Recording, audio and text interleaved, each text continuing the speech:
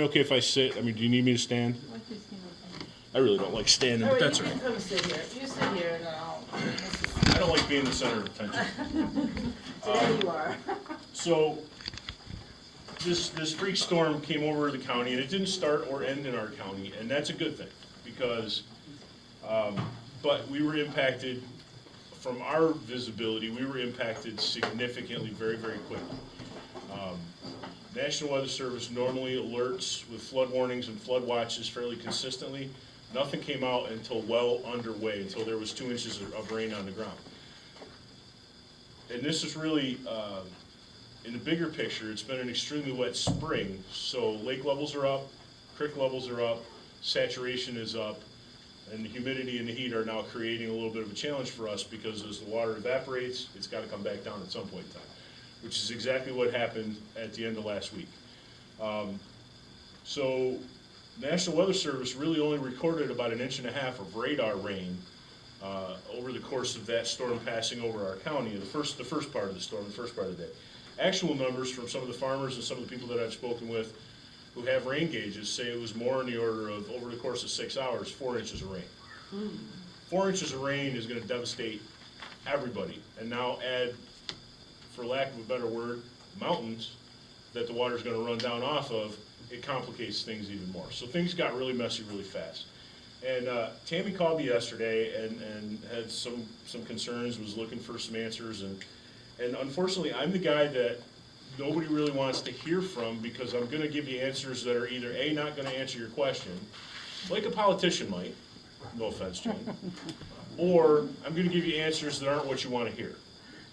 Because the way this whole process starts, and many of you have probably been homeowners on the lake for a long, long time and can remember things back to Hurricane Agnes and some of the other devastating weather we've had. Ice storms, severe winter storms, when it takes the highway guys 3 hours to get back around and there's another foot of snow on the road. That, you know, it's a process that we go through. But the front end of any type of event like this flooding event is a sprint. We all ramp up quickly, we all engage each other and our specific disciplines, and we go and start trying to solve problems. And that was basically Saturday and Sunday. Now, the most populous area that was impacted was obviously the village of Moravia. We had over 500 houses with some level of inundation. Some are uninhabitable, some lost their foundations. You all are familiar with the 38A bridge as you come into, you know, the babbling brook that runs under the 38A bridge. That was up to the deck of the bridge at one point after the second barrage of rain. So we had about a 25-foot wall of water coming down that creek bed. You know, we had to evacuate Mill Stream Court Apartments. There was just a whole magnitude of events that occurred. And again, I say in the Moravia area because that was the highly populated area that was extremely impacted. Now, that doesn't take into account all you people who live on the backside of that same mountain where water runs both ways. So what I knew Saturday was that the town highway guys were engaged in all 3 towns, Sempronius, West Niles, and New Hope. The fire departments were engaged. I had, you know, conversations with the 3-town fire district chief half a dozen times Saturday during the day. Just, what do you need? How are things going? You know, and they were actually engaged as much in Moravia as they were over here, because most of the issues over here were road and culvert damage. So, which leads us to, that's the sprint, okay? And I explained it to Tammy yesterday on the phone, and I followed it up with an email because I wasn't sure I was going to be able to make it here today or not. That's the sprint of a disaster. The first 24, 48, 72, and sometimes up to 3 or 4 days, where we're engaging in what we call response. Whether it's the highway response or a fire response or an EMS response, that's the front end of this. And that's the sprint. The back end of it, which is where you guys are beginning to think about a little bit more aggressively now, is the marathon piece, the recovery. The how do we fix the driveway? How do we fix the water that washed through our house? How do we engage whoever we need to engage to be able to figure out where we go from here? And that's where I get to be the bearer of bad news. And assuming you all are some affiliation to the lake because of the name of your association, I got to kind of gauge this with don't keel haul the messenger. But what it comes down to is disasters begin and end locally. The disaster happens, everybody puts their best foot forward to go to the response, and then on the backside we have to think about recovery. Recovery is a long process, it's the marathon. Getting information is a huge part of this, and up until yesterday, I didn't have a really good mechanism to be able to get information from homeowners, from individuals who were impacted, from businesses. I know about the 500 people that were impacted in the village of Moravia because I was there for 29 hours straight and helped some of the little old ladies and little old fellows out of Millstream Court as the water began to rise there, and we were engaged with them. But disasters begin and end locally, right? The county, everybody wants to know, when's FEMA coming? When can we start putting in for reimbursements to help right our ships and get us back to normal? And that is everybody's goal, is to get some form of normalcy back in their lives, whether it's, getting the power turned back on and the gas reinstalled to some of the houses in Moravia, or rather it's doing flood damage repair for and Tammy said there were some houses that had just rivers running right through them here on this side of the lake. So, whether it's beginning to dry that out and restore it back to something that's functional and livable, it's a long process. And it costs money. As individuals, as businesses, that's really, to start with, that's why we have insurance. Your insurance carrier doesn't want to hear you had a flood. They don't want to pay a claim for a flood. Hopefully you've got flood insurance if you needed it, or if you didn't need it, hopefully you've got a rider on your policy. But that's where we as individuals, myself included, have to start this process. FEMA's a long ways out. The state aid, any state assistance from the governor's office is a long ways out, okay? And the reason for that is to be able to, let's just go with the FEMA line, because everybody thinks FEMA when you think disaster, right? Am I wrong? Everybody agree with Yes. that? Mm-hmm. Okay, so in the nation, and specifically I can tell you Cayuga County, we have to exceed $285,000, and I said in the email, just short of $300,000 in damage before we are eligible to be part of a FEMA declaration. Now, that's easy, because Mitchell Road is gonna cost $300,000.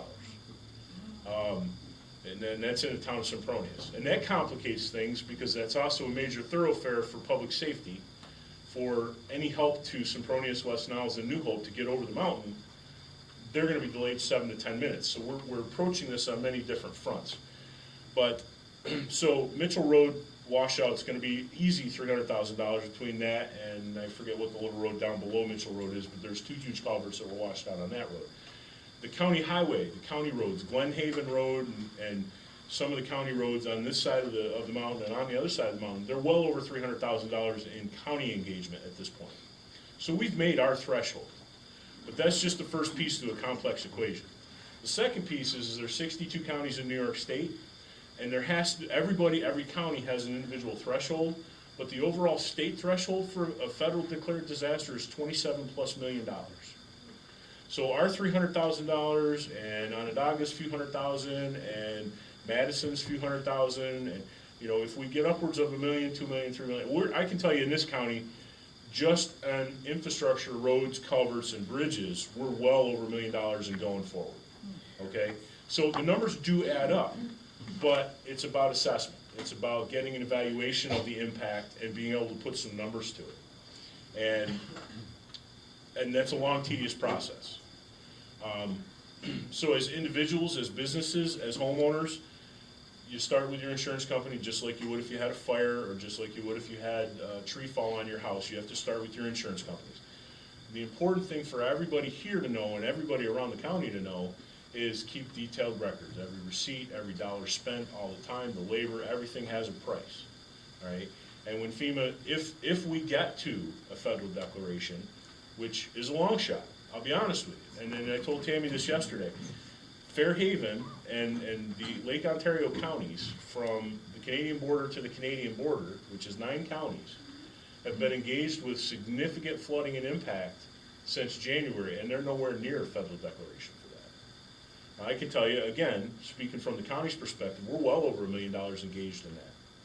We're well over $1 million engaged in that. But $27 million is a big pull when there's a lot of, beach erosion doesn't necessarily qualify for damage that can be equated to a federal declaration. However, in Sodus, or off of Blind Sodus Bay, in the village of Sodus, where their sewer system flooded, where their infrastructure flooded, those numbers go up exponentially, okay?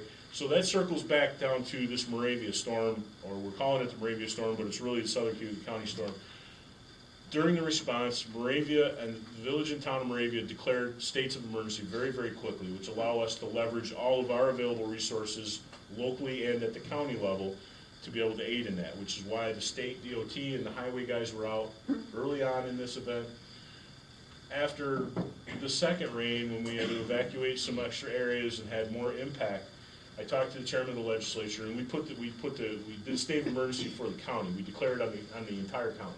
And the reason for that is the second wave of rain that came through impacted everything from Fleming and Owasco south. So we declared for the entire county because we don't want anybody to get left out. When this does go to damage assessment, when they do start looking at the impacts, we don't want any town or any village to be left out of a potential restoration fund, which again is a long ways out. So the county declared, Keith was great, our legislators, Kerry Baxter was engaged with me all day Saturday, I talked to him several times. I had talked to all of the town highway guys. I didn't talk to all the town supervisors because quite frankly, they're low on my priority list. I understand that they need to be in the end, but when we're in response, that's a lot. There's just only so many phone calls that we can make at a given time. But I was engaged with the fire chiefs, I was engaged with first response, I was engaged with the highways, beginning to try to figure out how we get something back in order, because there was roadways washed out, and culverts and driveways, and and every individual had some form of an impact, whether it was you washed out your flower bed or river ran through your house. So kind of going fast forward, that threshold is a bit of a challenge. I think, based on my conversation Sunday night with State Emergency Management, that they are putting a full court press on doing damage assessment. Because this started as a pop-up shower in Cattaraugus and Chautauqua County and hopscotched its way across New York State. In central New York, our county was the first significantly impacted. Onondaga had some significant damage on the southern part of the county. It went over into Madison, and Casanova, Canastota had a lot of damage. And then it hit Utica. And when it hit Utica, it did the same thing to Utica that it did to Moravia. The good thing for us is the city of Utica had wastewater treatment impact and had infrastructure impact, which is going to make that threshold reachable. It seems fair to me that all this water now comes flying over the road and into the camps, and there's no maintenance of that culvert, let's say, at our end, because it's on a private road. Maybe you're not the right person to address it, but it just doesn't seem fair to me. The right person's in the room. All right, Yes, so, okay. okay. All right. She's taking notes. Okay. And the backside of the disaster is there's a mitigation piece to it. So if the town is part of our countywide hazard mitigation plan, then as they move forward, they can look at projects such as a culvert move or a bigger culvert or something like that will solve and remediate damage in the future. Right. There's funding available in hazard mitigation funding to be able to do projects like that. And we're about to, within the next year, we'll be updating our hazard mitigation plan, and the town of Niles and all the towns, and I think there's only one town in the county that's not a part of that plan. So yes, there is opportunity to capture some funding later on to tackle bigger projects for the town or in the county to try to help mitigate or prevent damage in the future from a similar storm. Yeah, okay. Just takes a little time. Just Thank you, Neil. I really appreciate it.